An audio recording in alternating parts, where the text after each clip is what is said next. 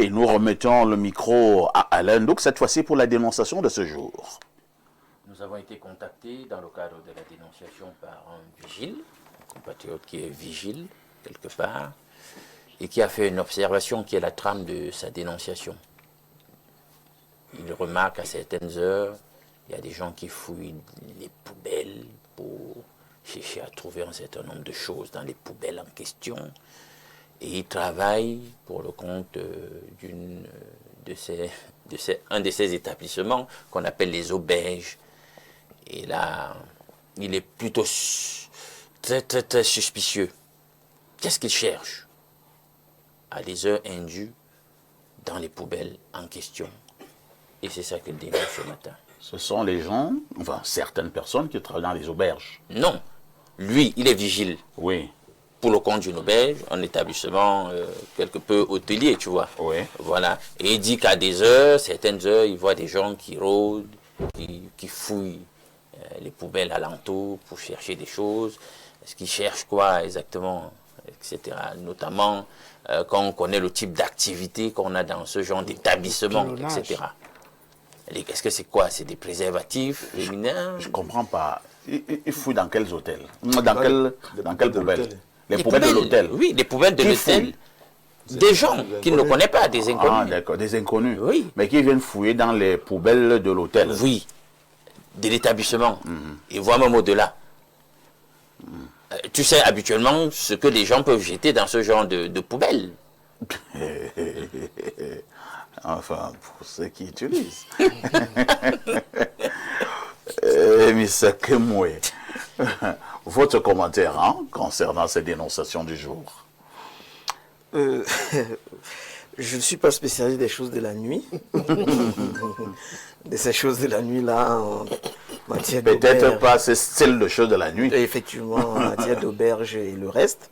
Mais vous savez, nous sommes dans un combat perpétuel. Le combat perpétuel, des fois, nécessite que les gens utilisent des armes, n'est-ce pas, que les autres qualifieraient de non conventionnelles, pour pouvoir soit accéder à certaines choses, soit avoir certaines propulsions.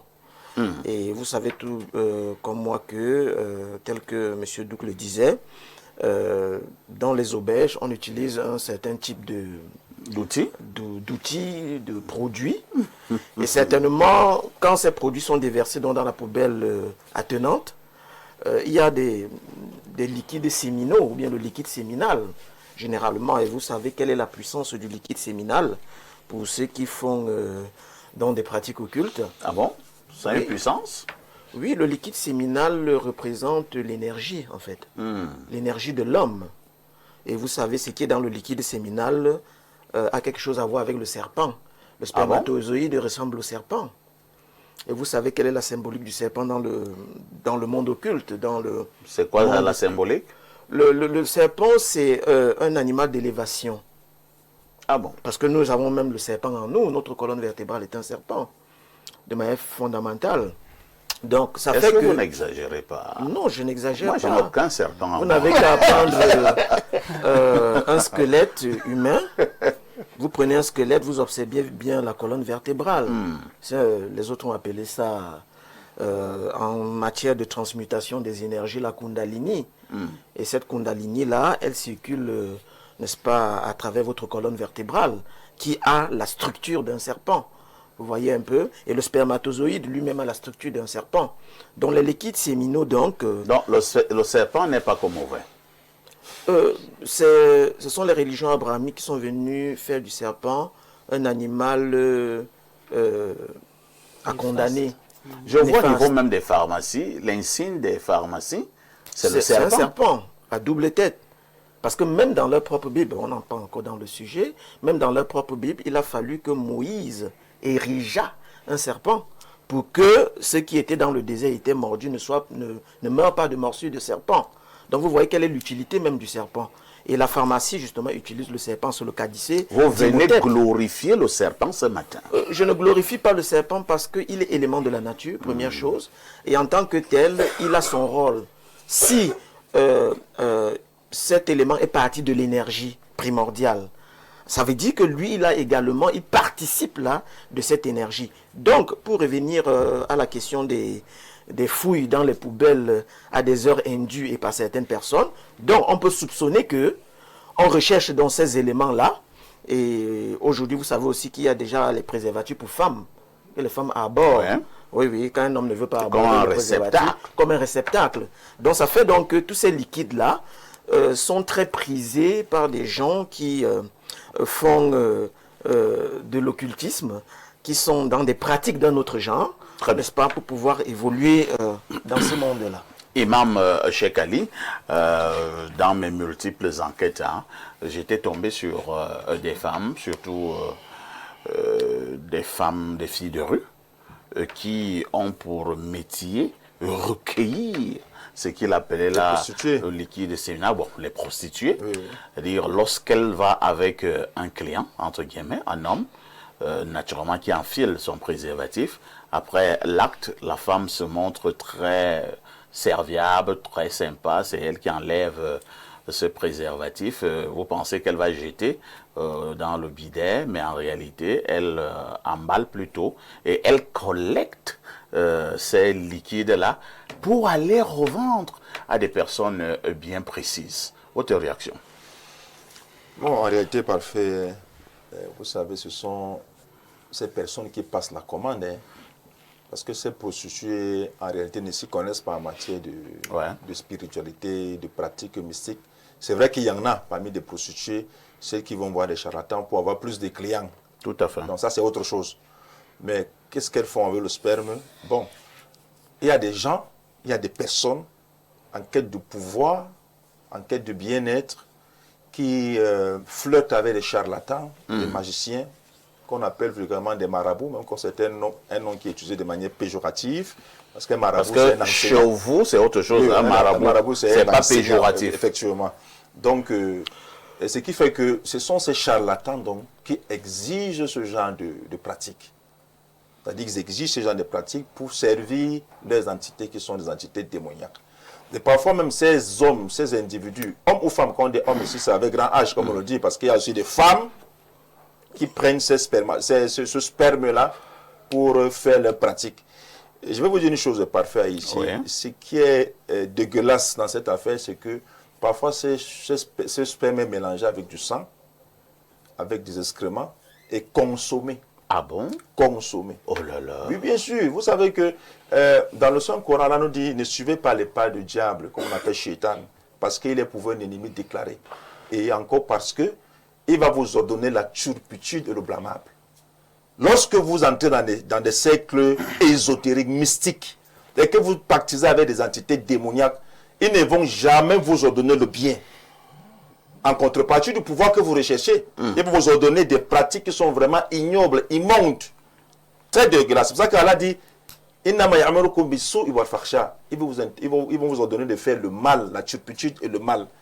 Donc, le spermatozoïde qui est censé entrer dans le ventre de la femme, qu'est-ce que ça fait dans la bouche d'un homme ou d'une femme? Et la bouche comment? Ils en consomment. Ils en consomment après avoir fait des incantations. C'est comme les menstrues des femmes. Vous pensez que c'est seulement le sperme qu'on jette dans les poubelles? Non. Il y a des femmes qui jettent leur faïtex imbibées d'impureté. Leur serviette. Bien sûr. Dans des poubelles. Et des personnes bizarres viennent récupérer. Les gars viennent récupérer. C'est vrai que je connais également certaines personnes qui passent des commandes. Hein. Et enfin, ces personnes-là, ces hommes avec petit H, il a un rendez-vous avec sa copine. Et il commence à dire à cette copine-là que je voudrais te voir lorsque tu es en période menstruelle. Effectivement. Et dès que la fille vient, le monsieur dit qu'il veut récupérer sa serviette. Il consomme des menstrues, parfait. Il suce ça. Oui. Ils font des pratiques avec. Malheureusement. Est-ce que c'est pas grave? Est-ce qu'il n'y a pas un problème au niveau de la santé? Non, en plus c'est mystique. Ah bon? La santé même spirituelle dépasse même la santé même physique. Quand vous êtes malade spirituellement, c'est plus pire que la santé physique. Parce que le gars n'est pas libre. Et il doit faire comme ça, au moins 2-3 fois par semaine. Vous le voyez heureux d'apparence, mais dans son être, il souffre. Quand vous allez voir parfois des gens qui sont bien, mais qui sont méchants. Merci. Parce qu'ils connaissent ce qu'ils subissent au quotidien, comme souffrance, comme affre, comme condition. Donc ces gens qui foutent dans des poubelles là, c'est des gens qu'on envoie, des voyous du quartier, on envoie pour chaque comment on appelle, préservatif contenant du sperme que tu vas me ramener, ou bien Phytex, tu as 100 000, tu as 200 000, tu as 500 000. Les gars sont prêts à payer le prix. Ça coûte cher. Ça coûte bien sûr, puisque on ne trouve pas ça dans la rue. Et Banga, pour vous autres qui fréquentez beaucoup les structures hôtelières, est-ce qu'il ne faut pas commencer à faire attention? C'est-à-dire que quand vous y allez, après ces actes que vous effectuez là-bas, il faut peut-être protéger un certain nombre de choses. Bon, déjà, personnellement, juste à titre de rappel, moi, je travaille beaucoup plus dans le tourisme. Je ne suis pas trop client des hôtels. Mais si tu travailles beaucoup plus dans le tourisme, cela signifie même que tu es en plein. Voilà, moi, je suis partenaire aux structures hôtelières de certains types. Bon, pour ce qu'on appelle les auberges. Les auberges, honnêtement, je n'ai pas ce genre. Ça ne se passe pas seulement dans les auberges. Je sais. Cependant, je voudrais, c'était juste un rappel pour, dans le cadre de mes rapports avec les structures hôtelières d'une certaine catégorie. Vous ne dormez pas souvent là-bas? Bon, peut-être quand je vais, peut-être à Créby en congé. Voilà. Ou alors, et vous dormez seul?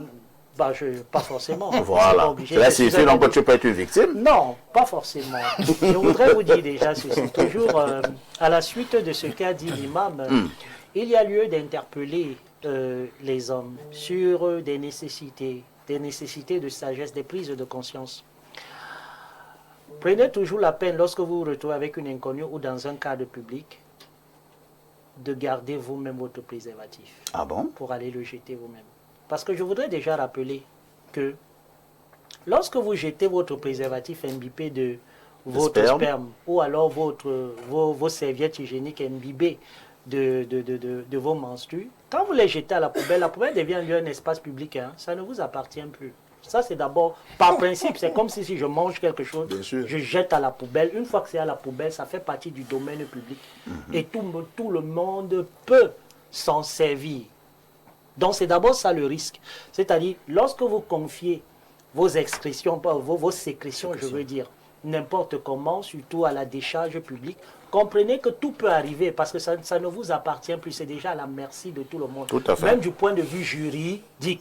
Donc, si vous voulez contrôler vos sécrétions, prenez vous-même soin de les conserver, pas de les conserver, de les prendre et de les cacher ou de les jeter vous-même dans des lieux dédiés ou des espaces où vous savez que vous avez le plein contrôle. Une fois que je l'ai dit, je voudrais également dire que se plaindre, parce que c'est aussi l'une des déviances même de notre civilisation.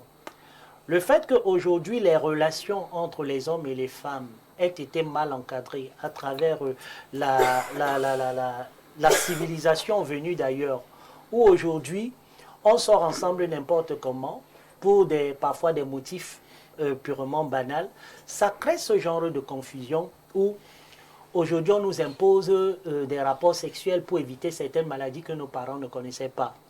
Or, je vais vous dire, il n'y a pas de différence entre celui qui se masturbe et qui éjacule par terre avec celui qui éjacule dans un préservatif. La différence est laquelle? Puisque la destination du sperme, c'est le vagin de la femme.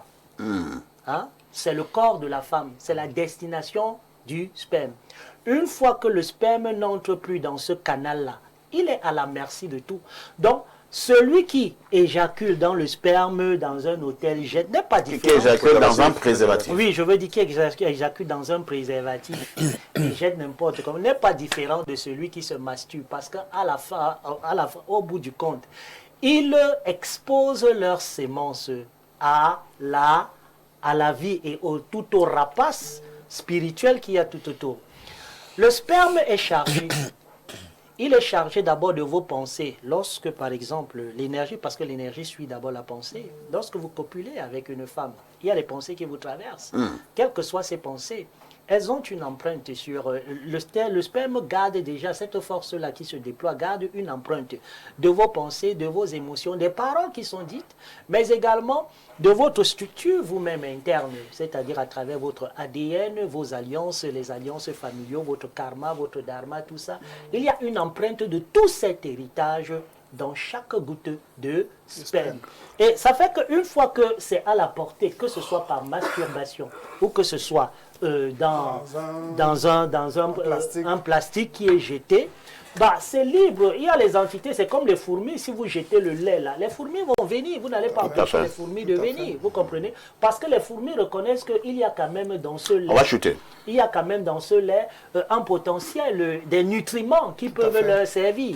Il en est de même pour les entités. Et les gens qui s'en servent pour aller faire dans la rente ou la vente savent qu'il y a tout un potentiel qui est là et qui peuvent capitaliser. Cependant, pour ne pas faire quoi, il ne faut pas aussi souvent effrayer les gens. On ne peut pas vous vider totalement rien qu'à partir d'une goutte de sperme. On peut exploiter une partie de votre potentiel parce que c'est une partie, l'autre sperme est en vous. Mais en exploitant, il y a une partie, ce n'est déjà pas c'est bien. déjà ça, sauf que certains disent, parce que je m'insurge contre certains discours qui sont très très tendancieux, quand on veut faire comprendre qu'à partir d'une seule goutte de sperme, on peut vider tout votre héritage alors que vous avez la capacité de produire encore du sperme en vous. Ce n'est qu'une partie de vous. Pas vous totalement, c'est une partie, même si dans cette petite partie, il y a une totalité de vous, mais vous avez... Bon, est-ce qu'on peut tenir le même langage donc envers une fille qui a pris sa serviette hygiénique et a passé à un homme imbibé naturellement de son sang pendant la période de menstrues? On peut aussi dire que bon, c'est juste une partie. Je vous le dis encore. Attends d'abord, oui, puisque la fille en question va encore produire d'autres menstrues ad vitam aeternam. Pourquoi est-ce qu'il est possible, lorsque des gens ont été condamnés par certains rites qui ont nécessité soit le sperme ou le sang, pourquoi il est possible parfois de réinstaller ces gens-là dans leurs orbites, c'est-à-dire de les guérir du mal? Parce qu'il y a encore un potentiel en eux. S'il n'y a pas de potentiel en eux, il n'est plus possible. Bon, les filles peuvent donc vendre la Ce n'est serviette. pas une question d'encourager, parce qu'il y a la... Mais les filles ont encore ça beaucoup en elles. Écoutez ce que je dis, ce que je dis est pédagogique. Hein? Je ne dis pas qu'il n'y a pas de risque. Je dis qu'il y a votre potentiel. On peut vous faire du mal à travers cela. Cependant, je condamne un discours qui est totalement tendancieux, qui fait croire que on peut totalement... L'homme est... On a compris. Je vous pose une autre question. Oui. Ce sera la dernière. On reste au niveau du même sujet. Hein. Oui. Est-ce que à partir d'une serviette d'une fille, d'une dame, retirée, imbibée de son sang, on peut faire des pratiques au point la fille meurt? Oui, c'est possible, puisqu'avec votre D'accord. sang, on peut. Mais il est aussi possible qu'on contre ces pratiques et vous vivez en s'appuyant également sur le potentiel vital qui reste toujours en vous. La clé revient donc au tradithérapeute ou alors au prêtre qui agit, qui sait donc comment essayer de rétablir l'équilibre s'il en a la possibilité, s'il a les clés. S'il ne peut pas, ou alors si c'est qu'il est inférieur à la charge mystique qui condamne la fille, il ne pourra pas. Mais s'il a les capacités de dépasser cette charge, il va les annuler complètement et redéployer le reste de potentiel qui est en eux. C'est pourquoi il y a la possibilité, quand bien même vous êtes condamné, de toujours vous restituer à condition que cela soit la prise en charge soit faite par un grand initié. Merci Banganox pour tous ces enseignements. Docteur Noir, vous vous situez à quel niveau concernant justement la dénonciation de ce matin? Lorsque je travaillais avec un footballeur dont j'étais le nom, et nous avons été chargés de créer ces entreprises, et c'est moi qui les montais, notamment dans le ministère des Mines. Il nous avait raconté une histoire concernant un autre footballeur que j'étais le nom, si vous permettez. Bien sûr. Que de temps à autre, il sortait avec une fille nordiste. Et que lorsqu'il sortait avec cette fille nordiste, il la mettait, comme on dit dans un langage familier, à l'aise, dans ce registre. Et il lui demandait une seule chose, que lorsqu'elle est en période, lorsqu'elle saigne, qu'elle puisse faire tout ce qu'elle peut pour recueillir ce sperme, soit dans un vase, ce sang, soit dans un vase, soit dans une bouteille, bref, quelque chose qui peut la préserver, la garder. Et la fille n'avait pas compris. Dès le départ, elle avait horreur de cela. Mais plus tard, tellement le monsieur l'avait mis dans un luxe très élevé, elle a commencé à le faire pour ne pas perdre son luxe. Et ce footballeur prenait ça et se oignait avec face à des rencontres amicales et jouait de l'autre côté en Angleterre. Ça fait longtemps. Vous commencez à donner des indices. Parce que vous commencé à voir... Vous étiez Camerounais. J'étais Camerounais. Voilà un peu les footballeurs, grands footballeurs qui ont joué en Angleterre. Vous n'allez pas cibler. Vous ne pouvez pas. Ils sont très nombreux. Alors, qu'est-ce qu'ils faisaient? On va les cibler. Et puis, quelque temps, la fille, chaque fois qu'il jouait, la fille tombait les épilepsies. Ah bon? En période de match? Chaque fois qu'il est en période de match, la fille tombait les épilepsies. On l'a amené chez un tradit. Il y a d'abord une assise familiale et on ne comprenait pas parce que depuis l'enfance, elle n'avait pas ça. Et puis maintenant, on a fait venir les tradis thérapeutes nordistes. Ce sont eux qui lui ont demandé comment est-ce qu'elle vit et comment est-ce qu'elle a fait pour atteindre cette vitesse de luxe. Ce luxe. C'est où elle commence donc à révéler et à dévoiler cela. Jusqu'à ce que on a pu délivrer la fille et on a séparé la fille de manière très drastique avec cette personne. Ce que je sais, c'est que le sperme a l'énergie, le sperme a le magnétisme, le sperme a la force, le sperme a même l'électromagnétisme. Maintenant, plus loin, le sperme peut constituer des tissus, le sperme peut constituer des os, c'est-à-dire la charpente squelettique, et le sperme peut également constituer un corps. Donc, c'est une vie. Ce qui veut dire que dans des traditions occultes, si nous ne l'avons pas de manière diurne, matérialisée, ça veut dire que ça a un effet quelque part. Je m'arrête là et je n'ai pas d'autres aboutissants. Merci, hein, docteur Noir. Tota Bonim, ça devient un peu compliqué, hein. Des gens de manière régulière, dans la nuit, ils se lèvent, ils fouillent les poubelles des hôtels, des auberges. Cela signifie quand même que ils ont des objectifs à atteindre. À ce niveau, est-ce que nous pouvons véritablement nous protéger? Oui, bien sûr. Nous pouvons nous protéger. Il faut préciser, suite à tout ce qui a été dit, que bon, c'est pas tout le monde qui pilonne avec les préservatifs. Hein. Ah, vous avez un langage bizarre. Il y a ceux qui pilonnent la chair dans la chair. Donc, et il y a des femmes qui sont aussi championnes pour recueillir le sperme dans ce genre d'acte-là. Parce que, par exemple, si elle doit aller faire un rituel, peut-être dans 2 ou 3 jours, on lui recommande de trouver un jeune gars qui est plein d'énergie et plein d'avenir, avec une très bonne aura, et puis d'entretenir le rapport et de s'arranger à ce qu'il éjacule en elle. Voilà. Et elle doit éviter d'atteindre l'orgasme. Donc, il y a aussi des pratiques comme celle-là. Et donc, quand elle arrive, comme on a parlé ici du serpent, il faut, avant d'avancer, j'aimerais préciser que ce sont des pratiques septiennes. Et c'est du mot 7 que vient Satan, Shaitan et autres. Ce sont des pratiques, il y a 2 couloirs d'initiation. Il y a le couloir d'Osiris et d'Horus et le couloir de Seth. Le couloir de Seth, c'est la prédation, c'est-à-dire prendre ce qui n'est pas pour soi. Le couloir d'Osiris et d'Horus, c'est se déployer à partir de son propre potentiel. C'est-à-dire que si tu dois t'en sortir dans ta vie, tu dois puiser au fond de toi-même pour prospérer et pour évoluer. Alors que chez Seth, c'est l'inverse. C'est-à-dire, pour pouvoir évoluer, il faut aller prendre ce que les autres ont. Donc, voler leurs énergies, voler leurs étoiles et autres. Et parmi les pratiques, il n'y a pas que le vol, l'accaparement du sperme ou des menstrues.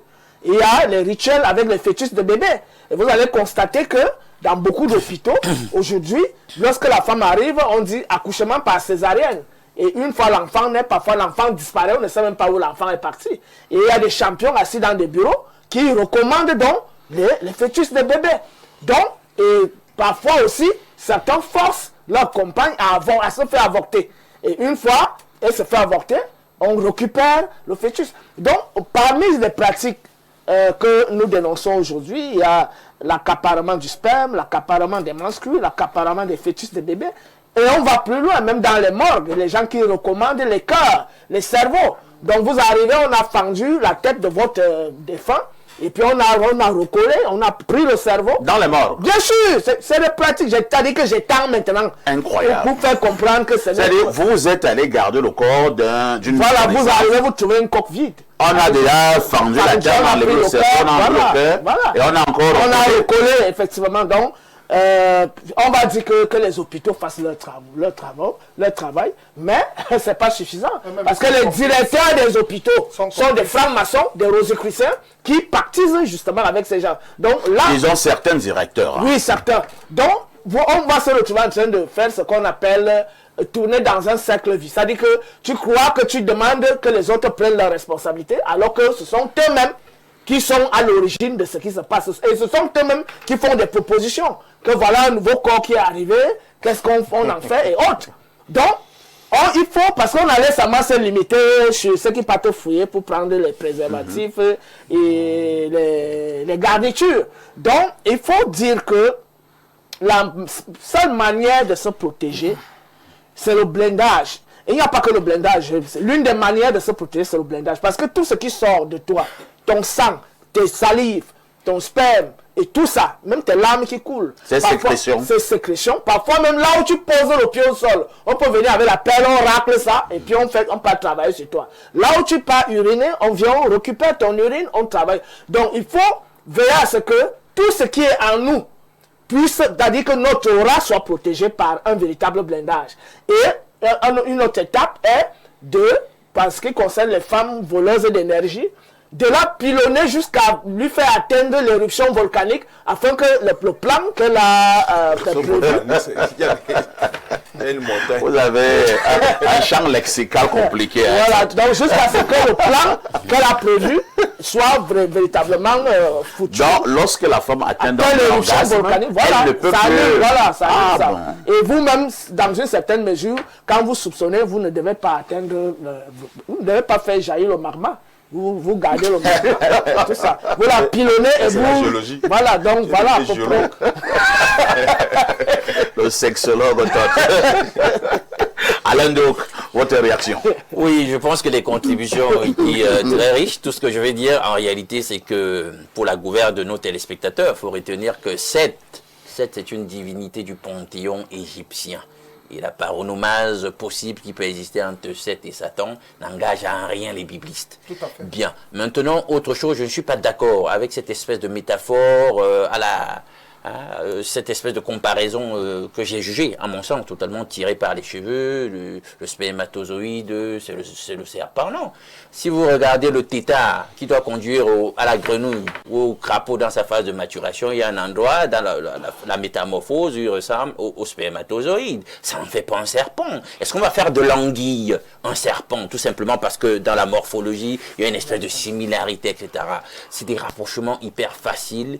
On devrait donner des raisonnements vraiment solides pour accuser aussi gravement la foi biblique, etc. Maintenant, il faut dire qu'au sujet du serpent, ben écoutez, le symbolisme du serpent dans l'industrie pharmaceutique, ouais, il y a quelque chose de foncièrement péjoratif. Il faut même rentrer dans la philologie pour le constater. Parce que les gens restent aujourd'hui, ils s'en tiennent sur le plan sémantique aux significations les plus actuelles ou actualisées. Mais quand vous rentrez faire de la philologie, vous rentrez dans l'étymologie du mot. Pharmacie vient de pharmakeia. Et quand vous rentrez, analysez cette étymologie grecque, vous vous rendez compte que pharmakeia veut aussi dire enchantement, sorcellerie, envoûtement. Donc c'est péjoratif. Donc il faut qu'on ait, en tant qu'intellectuel, la vérité, il faut restituer les choses telles qu'elles sont. Et maintenant, je suis d'accord avec lui, bon, il y a toute cette histoire autour, écoutez, la colonne vertébrale, en fait, ce n'est pas que c'est le serpent, mais il y a une pratique, une tradition occulte qui veut qu'on pratique une espèce de gestion, d'administration de l'énergie partant de l'orifice que vous connaissez en deçà de nous, au niveau... Hein, au niveau des sécrétions, voilà, jusqu'au chakra de couronne, comme ils veulent bien l'appeler. Voilà, et il y a donc des exercices d'activation de l'énergie pour partir dans de l'orifice en question jusqu'au chakra de couronne, qui font qu'on assimile, c'est toujours les métaphores, on assimile dans le parcours de cette énergie à une espèce de serpent. Et qu'on retrouve justement dans plusieurs traditions kabbalistiques et maçonniques, occultes ou théosophiques. Merci. Maintenant, pour sortir par rapport à la dénonciation, chacun devrait faire attention désormais. Hein. Je pense que les Camerounais deviennent de plus en plus éduqués sur ce sujet parfait. Parce que le nombre de choses qu'on peut faire à partir de nos fluides, et Toth a bien fait d'insister sur le fait qu'il n'y a pas que nos fluides. Oui, puisqu'il y a le sang, voilà, etc. Il y a même la suire.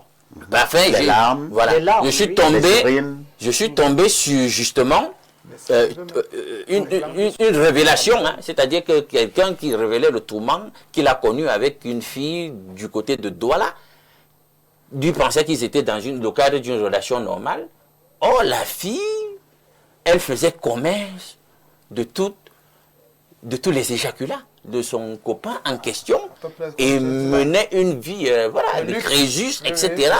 jusqu'à ce qu'il tombe finalement dans une situation critique et qu'on lui dise que en fait c'est ta fille là qui est en train de te vider là comme ça, etc.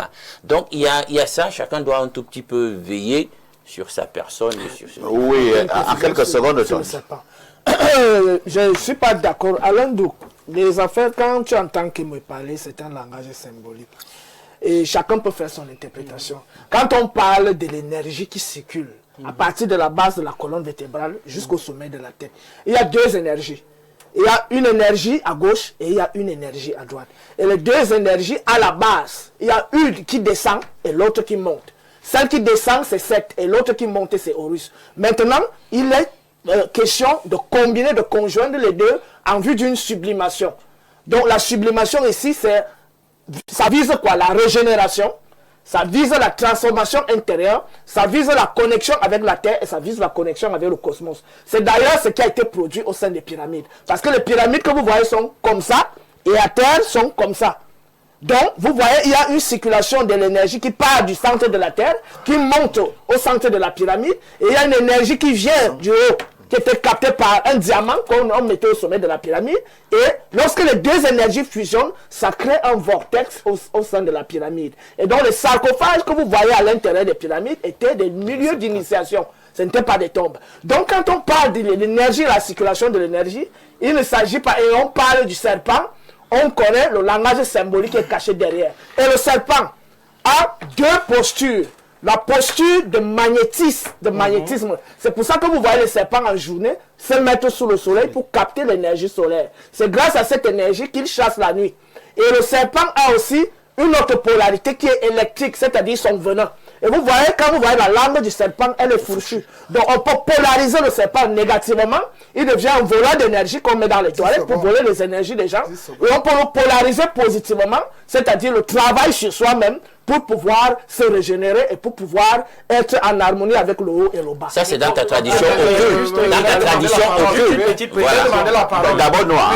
Déjà, d'abord, je suis d'accord avec Alain dans la mesure où on ne peut pas attribuer aux religions ou à Dieu le terme ou alors l'élément 7. Parce que déjà, 7 appartient à ce qu'on appelle dans la cosmogonie égyptienne ou de l'Égypte antique, qu'on appelait encore Taméri. 7, c'est-à-dire, c'est un fils qui se retrouve parmi les divinités que Atum a engendrées. Cependant, il faudrait que nous précisions certains éléments. Comment est-ce que Atum a engendré ses enfants selon la cosmogonie dite égyptienne antique? La cosmogonie égyptienne antique nous dit que Atum a engendré ses enfants par le biais de l'éjaculation par masturbation. Il y a un papyrus qui le dit. Bien sûr, il y en a, on va lire. par masturbation, ce qui est déjà d'abord un phénomène qui va à l'encontre. Par masturbation, comment?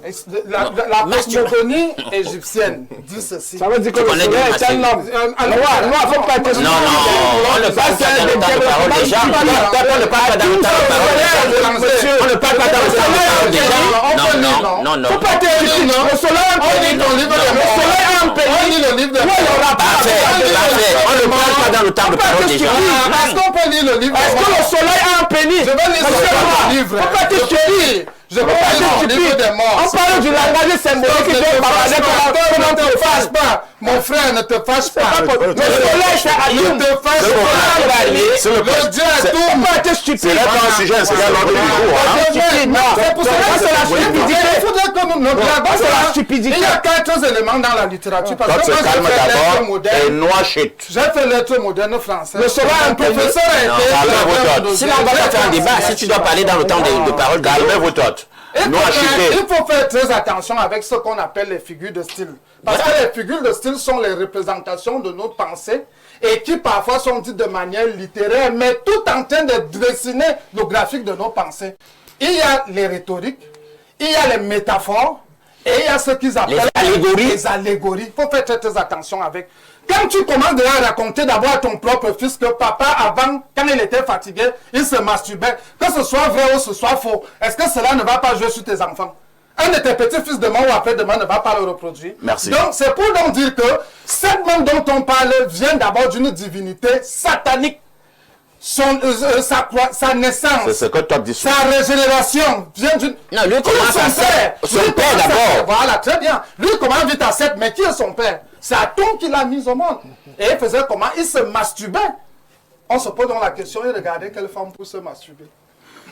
C'est quoi moi qui a amené cette affaire des serpents et de ceci et de cela, qui crée déjà problème sur ce plateau, et que lui-même veut reprendre la parole, que vous avez exactement 1 minute et demie, hein, peut-être pour préciser votre pensée. Vous savez, parfait, nous parlons dans la langue de l'autre. J'aimerais que M. Douk interroge le mot du serpent dans sa langue.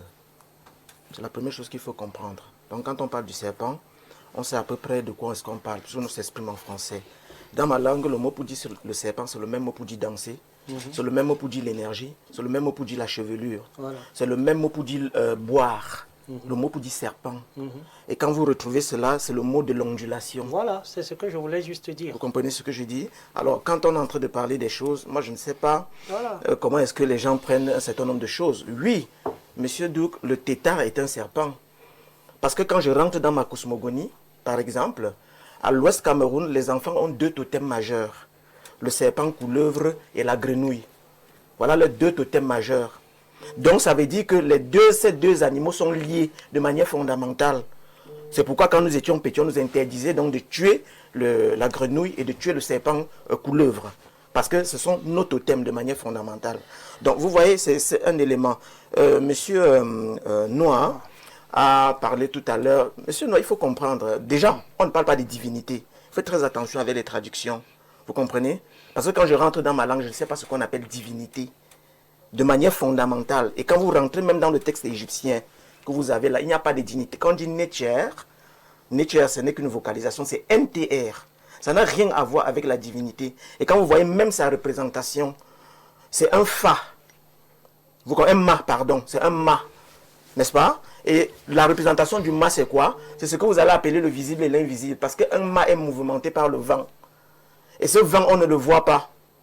Donc, quand on parle de Netcher, c'est la représentation du visible et de l'invisible en même temps. Donc, on ne parle pas de Dieu de manière fondamentale. Donc, quand vous analysez... la langue maternelle. On en sort. C'est intéressant. Non. Je voulais vous rappeler, c'est pour dire comment on appelle le serpent dans ma langue, puisqu'il m'a interpellé à ce niveau. Dans ma langue, le serpent, c'est Ayo. Et ça ne veut pas dire... Il n'y a pas toute cette polysémie autour du mot serpent. Votre langue n'est donc pas les talents. Lisons les messages. Bonjour, parfait, depuis... S'il vous plaît, respectons les téléspectateurs. Bonjour, parfait, depuis un certain temps. Dès que vous démarrez votre émission Espace Mini, le signal s'en va. Essayez de voir ce problème. C'est vrai que j'ai des tonnes et des tonnes de messages. Je ne sais pas ce qui ne va pas. Mon frère ici, nous ne comprenons plus ce qui se passe avec votre signal. Comment en pleine ville de Douala, nous ne vous recevons pas, 0 signal. C'est un problème. C'est monsieur Noir de Niala en Colbon à Douala qui envoie cette... Et j'ai au moins 100 messages dans le même style. Ça devient quand même compliqué. Je ne sais pas ce qui ne va pas avec le signal d'Info TV depuis plusieurs jours. Un autre message ce matin. Bonjour frère Aïssi. Un peu de discipline et de retenue sur ton panel. Chacun doit écouter l'autre. C'est Mbouamboua Victor de la cité des Palmiers à Douala. Un autre message également ce matin. Allons du côté du 212. C'est un message qui nous vient du Maroc. Bonjour parfait ici. Le zumanto de la modération. Non. Pour là, je dis non.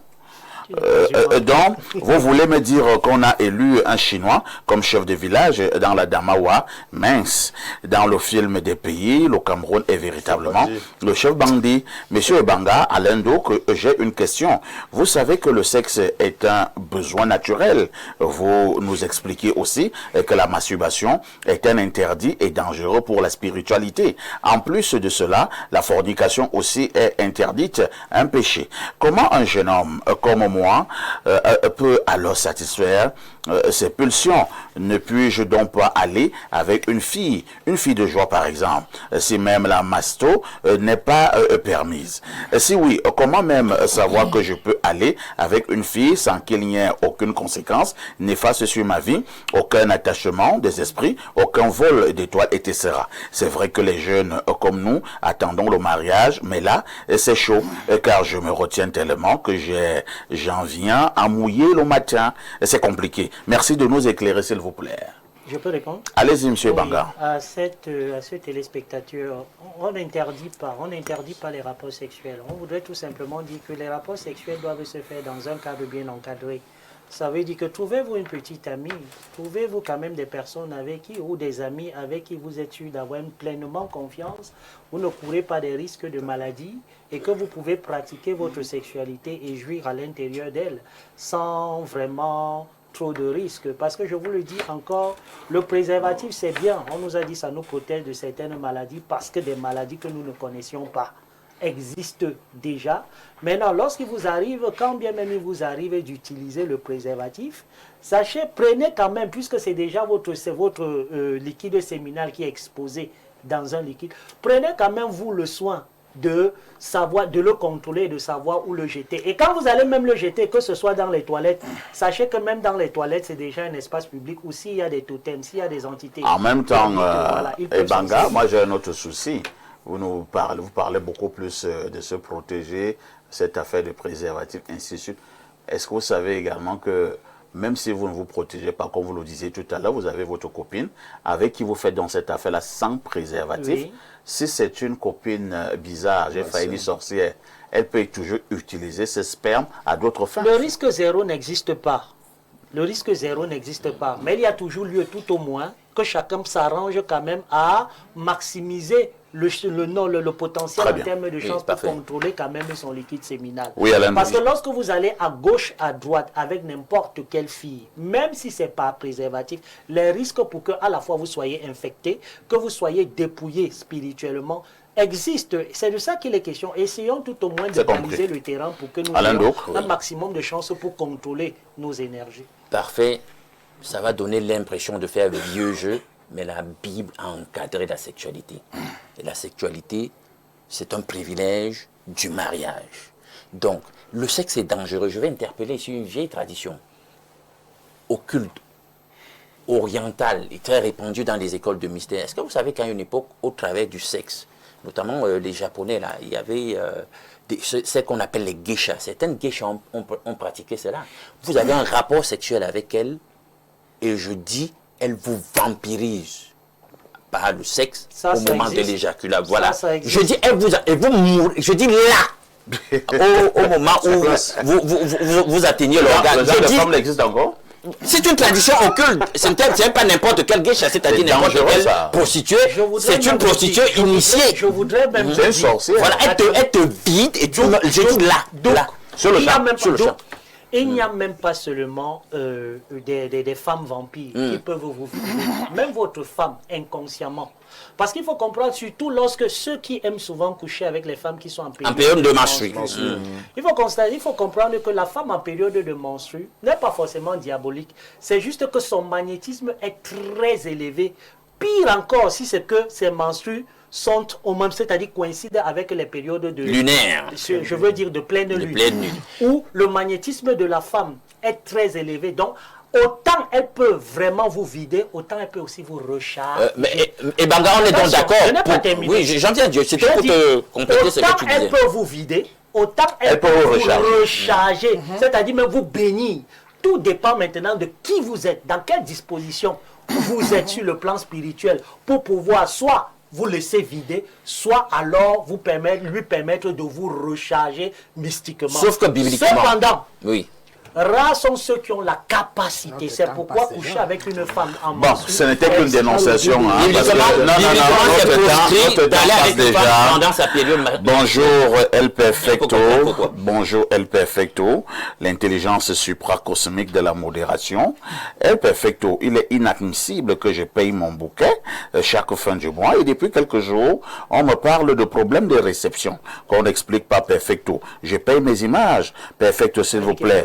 Passer ce message à Canas Plus afin que ce problème soit résolu le plus rapidement possible et qu'il nous présente ses excuses. De toutes les façons, nous espérons que le problème va être résolu, mais ça met déjà long. Nous appelons également nos techniciens à voir ce qui a lieu de faire. Les téléspectateurs se plaignent du nord au sud, de l'est. Ça ne va pas. Alors que toutes les autres chaînes camerounaises passent sans problème. Est-ce que c'est une opération de sabotage? On n'en sait rien. À tout de suite pour la suite.